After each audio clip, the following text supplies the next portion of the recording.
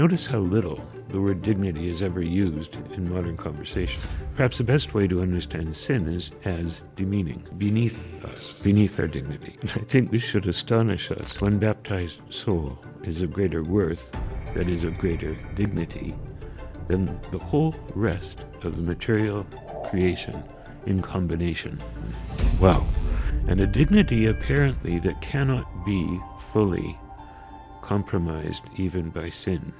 If our priority is to maintain and restore relationship, we're not going to bother with being right. This is more than a strategy, but it is a strategy. What we can learn from Jesus here is, Father, the woman caught in adultery. I know this is one of your favorite gospel stories to preach on. Let's hear it. Well, the gospel begins with the woman caught in the act of adultery. The Pharisees and scribes bring her to Jesus and stand her in the midst of them.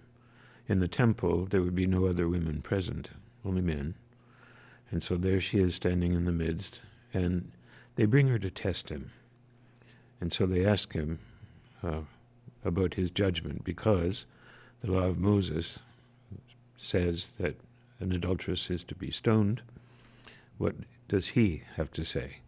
And it's interesting that they're asking for his judgment, and we're also seeking his judgment, but they're asking for it in a little bit different manner. They're not trying to learn from him, they're trying to trap him. Exactly, and it's a neat trap. If he says don't stone her, then apparently he contradicts the law of Moses, the divine law. If he says stone her, he is subject to arrest by the Romans, because the Romans had forbidden capital punishment for the Jewish people. They withheld it to themselves. So a clever trap. What does Jesus do? Immediately, he leans over and writes on the ground. Now, and everyone wants to know, what did he write? A lot of ink has been spilled on that question. Some think he was writing their sins. That's cute. There was a gesture whereby the rabbis would write a response before answering. And so is that a gesture? Or is he just doodling? Had the gospel wanted us to know what he wrote, or if it were important, we would have been told. So it's the gesture itself that is important. The fact that he was writing on the ground. Yeah, just what he does. And what is the significance of that? Why does he do that? Yeah. Well, first of all, the attention is taken entirely from the woman and placed on Jesus. So it's a great way to get the attention of everyone. And then Jesus stands, and his answer, that the one who is without sin among you be the first to cast a stone, confounds her accusers. And so they leave one by one, beginning with the eldest. Now, let's hold on to a question, why do they leave? Because if they mean to trap him, why would this trouble them so much that they would leave? And so I want us to hold on to that question for a moment. Now, the woman, she is left alone, standing before him. Now, if Jesus is writing in the ground, then essentially he's kneeling before her. I think this should astonish us, that the Son of God incarnate is kneeling before an adulterous woman. But I think that's what we're meant to see. Then the gospel says he straightened. It could also mean he looked up, but maybe straightened up is the better reading. And he says to her, woman. Now this sounds awful in English, woman. Quick story. Years ago, my father had a business associate who had just arrived from Glasgow, Scotland, with his wife. Alec and Jeannie were their names. And when Alec came home, he would call out to Jeannie, woman, I'm home, put the tea on. And my father thought this was great fun, so he decided to try it at home. He loved teasing my mother, and he got from her exactly the result that he expected, because Mum wasn't just off the boat from Glasgow. It sounds in English terrible. Actually, it is deeply respectful. And I'm not sure we have an English word that quite satisfies this. It would be something like my lady or my dear lady. It's careful, it is respectful. It doesn't sound at all like woman does in English. And so we might say, my lady, has no one condemned you? Clearly no one has, but apparently he wants her to notice the fact. And then, neither do I condemn you. Go and from now on avoid this sin. And so, now, why the response of those who accuse? And what is she going to do now is very interesting, I think. We are to finish this story. It's almost like a parable, but it's a parable acted out. And so it's unfinished. Now, why do they leave? Because they don't care about her adultery, and they're prepared to put her to death in order to track Jesus. In other words, their insincerity or their sin in that moment is what Jesus is addressing. He's not giving us a principle. If you have sinned, then you shouldn't ever accuse anyone else, because that would be the end of all legal procedure. It sounds like it seems like a lot of people take it that way, though. No. But rather, he addresses them directly in that moment. And they leave, beginning with the eldest, that is, those who are presumably wisest. Or those who know that they're sinners a little bit more because they're wise. True. Or those who are best learned in the law, because the law requires their not just sincerity, but their integrity in accusing her. And it is contrary to their dignity to maintain themselves in that place. And they would have been aware of this. The Pharisees were not bad people. They were people who were utterly observant of the law. And so knowing this, they would have been ashamed. So they left ashamed. Shame, I think, is what is at stake in this gospel. Shame and dignity. It's beneath the dignity of her accusers, what they are doing. And Jesus makes that known. For the woman, it is her dignity. Jesus kneels before her and then addresses her in this very formal and beautifully, almost intimate manner. But her dignity. And she, by the way, addresses him similarly. No one, sir, it says in English. It could also be no one, Lord. She's not addressing the Son of God incarnate. She has no idea who he is in that sense, but she is responding in the manner in which she herself has been addressed. And so her dignity. From the moment she enters, Jesus is aware of her and her dignity. And he's aware of the dignity of her accusers. And so what we see here is where Jesus looks. Now, so what is sin? It is demeaning. It is beneath her dignity. It is beneath the dignity of her accusers. The word dignity, it means worth, worthiness. I'm reminded of St. Thomas Aquinas.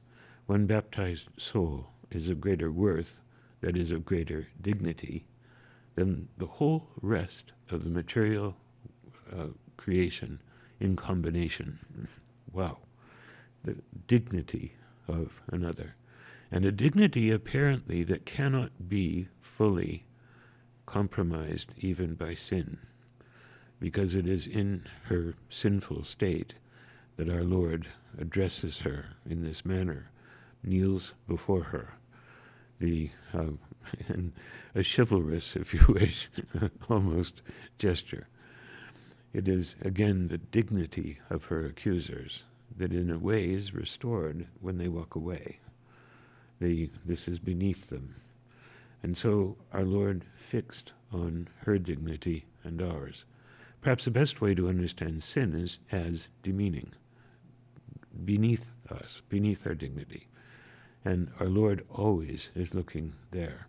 So he points us where to look, not only with respect to ourselves, our own dignity, but the dignity of others. Justice can never be exacted in such a manner that it is destructive of the dignity of the other. We might punish a criminal, but we do so in order that his dignity or her dignity be restored. Otherwise, we're wrong to do it. Again, we think of mercy. She is elevated again to her own dignity. It restores relationship. Now, they leave, and so good for them. And she must leave with her head held high. Is it likely that she would do this again, having seen herself now in the eyes of our Lord himself? And so we finish the story. And I think we can relate to this story in some other ways too, particularly in the traps that we find ourselves being put in sometimes, especially when it comes to interreligious dialogue, political dialogue, where it decays into ideology. And I think what we could learn from Jesus here is the way that he controls the narrative, and he controls the timing of the response. And all eyes are fixed on him and away from her. And so I think we could sit with this in a way to learn from Jesus' gesture and how he controls the narrative. Yes. And again, with dignity in mind. And this is more than a strategy, but it is a strategy.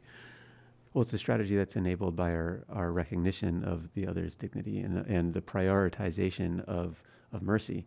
So if our priority is to restore relationship either with the sinner in this situation or with our accuser in this situation, if our priority is to maintain and restore relationship in that way, we're not gonna bother with being right. Although our gesture itself is what justifies the situation and is what corrects the situation. To respond, first of all, thoughtfully, notice what Jesus does is pauses the whole thing. And so to pause is a good first step. So strategically controlling the pace of the conversation could Absolutely. And then he, in a way, what he says to them is welcoming of their reflection. And we might do that as well. How does he welcome the reflection there? Let the one who is without sin among you be the first to cast a stone. I don't think this is said combatively, but is a genuine response to them. But it causes them to look at themselves. Now, that the intention is to trap is exactly what gives us the opening. St. Thomas Aquinas famously appreciated those who took issue with him because it would make him improve his own discourse, his own discussion. If only we could learn from that one. Exactly. And so opportunities for engagement and honing. So a long pause in which we actually consider what is said to us, which is even if we have an immediate judgment of disagreeal, we should still pause. Oh, absolutely. And fully listen to the other. Yes. Where is this coming from? If it is just meant to trap, then the pause is going to make the other a little nervous or anxious. And that is a good place to begin. Especially if they're being accused by what you're doing. Exactly. And then dignity itself is something that we might dwell on and even talk about. Notice how little the word dignity is ever used in modern conversation. Apart from encountering the gospel, when do we hear of it? And so I like to tease. Sometimes this is contrary to my priestly dignity when something is asked of me. But seriously, and we might gently point out that to be combative, in a certain sense, is contrary to my dignity and yours. Now, we needn't say that directly, but I think we can have that in mind, and therefore engage, hopefully, in real conversation. it's interesting that when Jesus says this to her accusers, immediately there's a space, if you wish, in which they're invited to look at themselves, and therefore they walk away ashamed. Now he knows they will do that, and so yes, he controls the narrative, but he controls it gently, and the manner of his control, or the means of it, is their dignity and his. And so let's keep that firmly in mind. So with that firmly in mind, what are the specific, I guess you could say, recommendation that you have for this week in light of this gospel? To consider our own dignity, the demeaning character of sin, ours and others, but also and especially how we might be a voice in our society in order to foster the dignity of each person and of ourselves, and mean it. And so there are all of the conversations on the internet that are demeaning because people demonize each other and so on. Can we rescue some of those situations when we have the opportunity? Or can we foster conversation that really is thoughtful and that is a real exchange?